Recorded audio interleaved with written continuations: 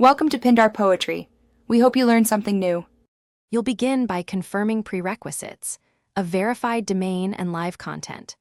Sign into your Google account and open the Adsense sign-up flow. You do this now because verification and compliance determine approval speed. Once done, add your site URL and choose whether to use auto ads.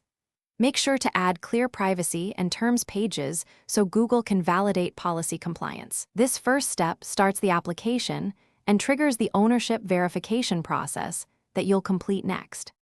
Once your application is initiated, verify site ownership using the HTML meta tag or a DNS-TXT record.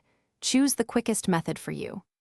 After verification, obtain the Adsense ad code and place it into your site's head section or deploy it through Google Tag Manager so ads can render.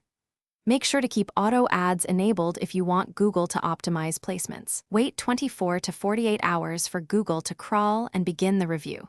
During this window, avoid major site changes.